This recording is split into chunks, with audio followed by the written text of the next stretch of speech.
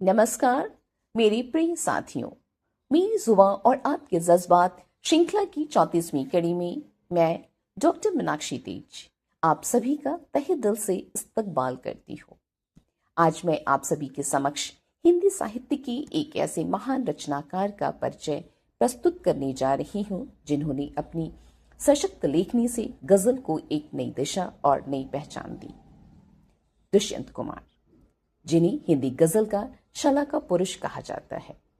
दुष्यंत कुमार से पहले गजल मुख्य रूप से हुस्नो इश्क यानी प्रेम और सौंदर्य तक सीमित मानी जाती थी, लेकिन उन्होंने इस परंपरा को तोड़ते हुए गजल को आम आदमी के संघर्ष, सामाजिक विषमताओं, भ्रष्टाचार और राजनीतिक सच्चाइयों की सशक्त आवाज बना दिया। उनकी रचनाओं में आपातकाल के दौर की बेचैनी, जनजीवन की पीड़ा और बदलाव की तीव्र आकांक्षा स्पष्ट रूप से झलकती है। उनकी सरल और बोलचाल की भाषा ने उनकी गजलों को सीधे लोगों के दिलों तक पहुंचाया और आज भी वे हर आंदोलन की आवाज बनकर गूंजती है। उनकी प्रमुख रचनाओं की बात करें तो साए में धूप उनका सबसे प्रसिद्ध गजल संग्रह है। इसके अलावा उन्होंने एक कंठ बशपाई जैसा काव्य नाटक, छोटे छोटे सवाल, आंगन में एक वृक्ष और दूसरी जिंदगी जैसे उपन्यास तथा सूर्य का स्वागत, आवाजों के घेरे और जलते हुए वन का वसंत जैसे कविता संग्रह भी लिखे जो उनकी बहुमुखी प्रतिभा को दर्शाते हैं। केवल 42 वर्ष की अल्पायु में उनका निधन हो गया, लेकिन इतने कम समय में ही उन्होंने हिंदी साहित्य को एक अमूल्य धरोहर प्रदान की। तो आइए दुष्यंत कुमार की गजलों के माध्यम से उनके विचारों, भावनाओं और समाज के प्रति उनकी सोच को समझने का प्रयास करते हैं। पहली गजल। हो गई है पीर पर्वत सी पिघलनी चाहिए, हो गई है पीर पर्वत सी पिघलनी चाहिए, इस हिमालय से कोई गंगा निकलनी चाहिए। आज यह दीवार पर्दों की तरह हिलने लगी, आज यह दीवार पर्दों की तरह हिलने लगी। शर्त लेकिन थी कि ये बुनियाद हिलनी नहीं चाहिए। हर सड़क पर, हर गली में, हर नगर, हर गांव में, हर सड़क पर, हर गली में, हर नगर, हर गांव में हाथ लहराते हुए हर लाश चलनी चाहिए। सिर्फ हंगामा खड़ा करना मेरा मकसद नहीं, सिर्फ हंगामा खड़ा करना मेरा मकसद नहीं, मेरी कोशिश है कि ये सूरत बदलनी चाहिए। मेरे सीने में नहीं तो तेरे सीने में सही, मेरे सीने में नहीं तो तेरे सीने में सही, हो कहीं भी आग लेकिन आग जलनी चाहिए। दूसरी गजल। कहां तो तय था चरागा हर एक घर के लिए, कहां तो तय था चरागा हर एक घर के लिए, कहां चराग मयस्सर नहीं शहर के लिए। यहां दरख्तों के साए में धूप लगती है, यहां दरख्तों के साए में धूप लगती है, चलो यहां से चले और उम्र भर के लिए। न हो कमीज तो पांव से पेट ढक लेंगे, न हो कमीज तो पांव से पेट ढक लेंगे, ये लोग कितने मुनासिब हैं इस सफर के लिए। खुदा नहीं न सही आदमी का ख्वाब सही, खुदा नहीं न सही आदमी का ख्वाब सही, कोई हंसी नजारा तो है नजर के लिए।